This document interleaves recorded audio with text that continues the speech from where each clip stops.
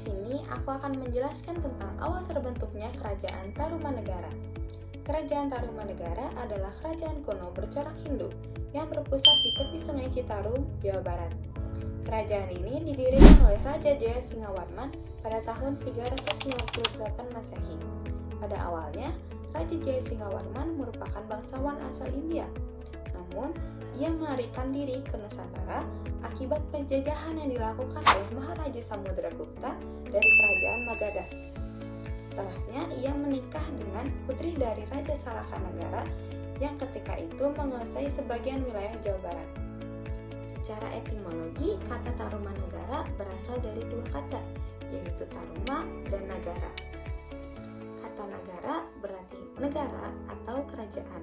Kata Taruma diambil dari sungai yang membelah Jawa Barat, yaitu Citarum, dan diambil dari tanaman yang tumbuh di sekitar sungai tersebut yang bernama tarum. Berikut ada raja-raja yang memimpin. 1. Jaya Singawarman, 2. Darmayawarman, 3. Purnawarman, 4. Wisnuwarman, 5. Indrawarman, 6. Candrawarman, 7. Suryawarman, 8. Kartawarman, 9. Sundawarman, 10. Hariwangsawarman, 11. Nagajayawarman, dan 12. Linggawarman. Selanjutnya adalah raja yang pernah memerintah pada masa puncak kejayaan Kerajaan Tarumanegara, yaitu Raja Purnawarman. Hal ini dapat dibuktikan dari salah satu isi prasastinya, yaitu Prasasti Tugu, yang berisi tentang pencapaian Raja Purnawarman. Selain itu, Raja Purnawarman juga telah menjadikan Kerajaan Tarumanegara menjadi salah satu kerajaan maritim terkuat di Asia Tenggara. Raja Purnawarman juga telah membangun hubungan dagang dan diplomatik dengan beberapa kerajaan di Nusantara. Bukan hanya itu, Raja Purnawarman juga telah berhasil membangun hubungan dengan kerajaan-kerajaan di India dan Cina. Pada masa kekuasaannya, Raja Purnawarman telah menguasai hampir seluruh wilayah di Jawa Barat, sehingga ia menjadi raja yang sangat ditakuti oleh musuhnya, namun sangat dicintai dan disayangi oleh rakyatnya. Akan kehidupan ekonomi di Tarumanegara. Kehidupan masyarakat Tarumanegara berdasarkan prasasti yang ada diperkirakan tidak lepas dari kegiatan pertanian dan peternakan. Prasasti Tugu pun menjadi bukti kuat yang menjelaskan bahwa mata pencarian rakyat di Kerajaan Tarumanegara dengan bercocok tanam. Pasalnya, isi prasasti ini menyebutkan usaha pembuatan saluran air pada masa Raja Purnawarman. Raja Purnawarman sangat memperhatikan kemakmuran rakyatnya dengan membuat kanal atau parit untuk kepentingan irigasi, pelayanan atau perdagangan, dan menghindari bahaya banjir. Lalu, ada kondisi kehidupan sosial masyarakat di Kerajaan Tarumanegara, seperti adanya kelas sosial, kaum Brahmana, perdagangan yang masih aktif, kepercayaan, hingga pendidikan dan peradaban yang mulai maju. Nah, selanjutnya kita akan membahas mengenai sistem dan keadaan perpolitikan di Kerajaan Tarumanegara. Kira-kira pada saat itu sistem pemerintahannya seperti apa ya? Nah, jadi Kerajaan Tarumanegara sendiri menerapkan sistem pemerintahan monarki absolut yang dipimpin oleh seorang raja yang memiliki otoritas penuh dalam menjalankan pemerintahan.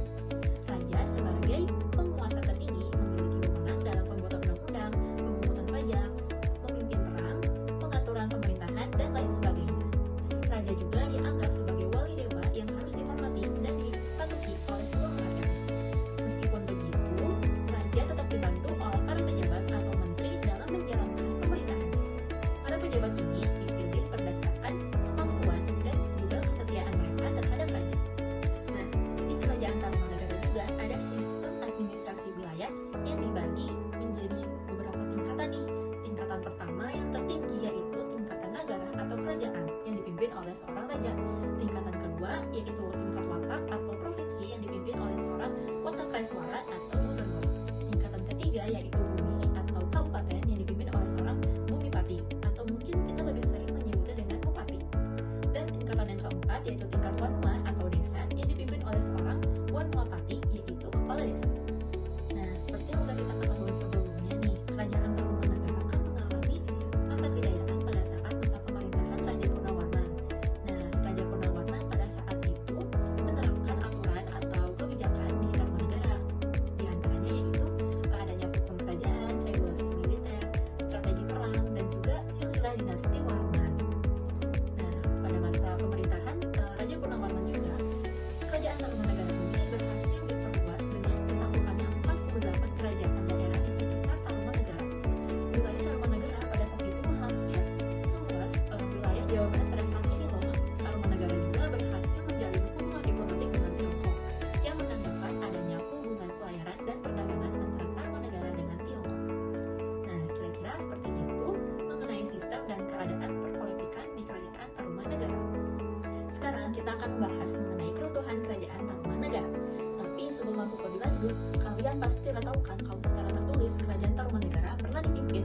12 orang raja.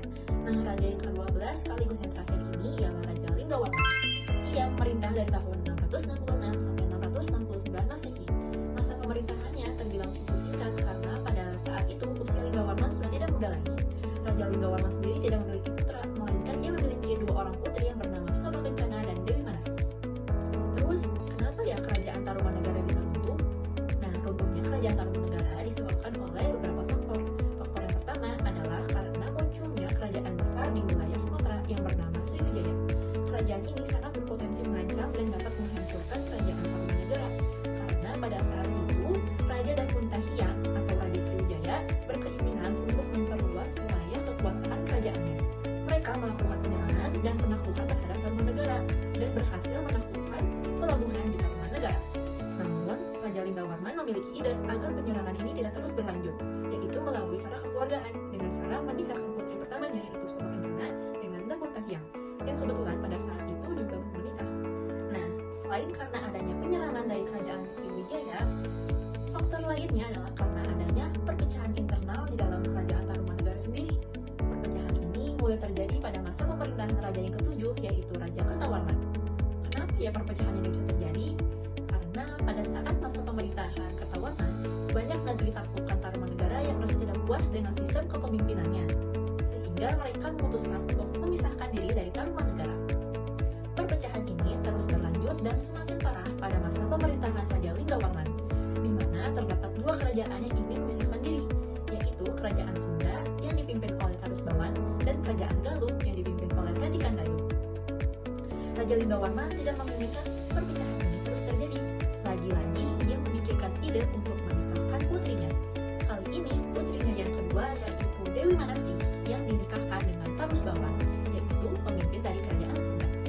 Tarusbawan ini mau tidak mau nantinya akan menjadi penerus tahta dari Linggawarman setelah dirinya wafat. Tarusbawan saat memegang tahta kerajaan memutuskan untuk memindahkan Kerajaan Tarumanegara ke Kerajaan Sunda. Kerajaan Galuh yang merupakan saingan terbesar dari Kerajaan Sunda merasa tidak setuju dengan adanya pemindahan ini. Kerajaan Galuh akhirnya dibiarkan memisahkan diri dari Tarumanegara dan berdiri menjadi satu kerajaan besar sendiri. Dan pada saat Kerajaan Tarumanegara dipegang oleh Tarusbawa, maka benar-benar berakhirlah kekuasaan Tarumanegara. Karena Tarusbawa secara pribadi lebih menginginkan untuk kembali ke kerajaannya sendiri, yaitu Kerajaan Sunda. Sekian mengenai keruntuhan Kerajaan Tarumanegara. Selanjutnya, saya akan menjelaskan tentang prasasti-prasasti peninggalan Kerajaan Tarumanegara. Kira-kira apa saja ya prasasti-prasasti peninggalan Kerajaan Tarumanegara? Yang pertama adalah prasasti Ciareten, dan yang kedua ada prasasti Jambu, dan yang ketiga ada prasasti Pasir Awi, yang keempat ada prasasti Kebon Kopi, yang kelima ada prasasti Muara Ciaten, yang keenam ada prasasti Tugu, dan yang ketujuh yang terakhir adalah prasasti Lebak yang biasa dipanggil dengan prasasti Cidanghiang. Nah, kan sudah ada peninggalan-peninggalan prasasti. Kerajaan Tarumanegara juga meninggalkan prasasti Arca. Kira-kira prasasti Arca ada apa aja ya?